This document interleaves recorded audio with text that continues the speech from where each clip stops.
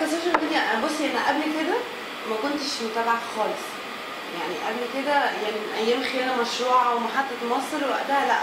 انا ابتديت في السوشيال ميديا من تقريبا من 3 سنين. يعني قبل كده كانت ناس اختي دايما بتحاول تقنعني انه انت ليه ما بتفتحيش فيسبوك، ما بتفتحي انستجرام، تويتر، اي بلا بلا اي حاجه من حاجات السوشيال ميديا. اوكي، فانا كنت معترضه وما بحبش اتكلم عشان في ناس كتير قوي فاتحين لي حاجات مش باسمي، يعني مش انا اللي فاتحاها. فبس لما ابتديت على فكره اللي علمتني ايناس للعلم يعني علمتني ايناس، فحبيت الموضوع فبقيت متابعه، ولقيت اني انا طول الوقت لما بنزل على انستجرام الناس بتتابعني وحابين الاخبار بيتعاملوا معايا، يعني بيتكلموا معايا، فحبيت الفكره.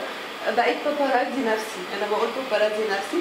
فبقيت بدل ما حد تاني نزل لي خبر غلط قلت انزله انا، ولو نزلوا لي غلط يعني خبر غلط فبقول لهم ده غلط يا جماعه، ده الصح يعني.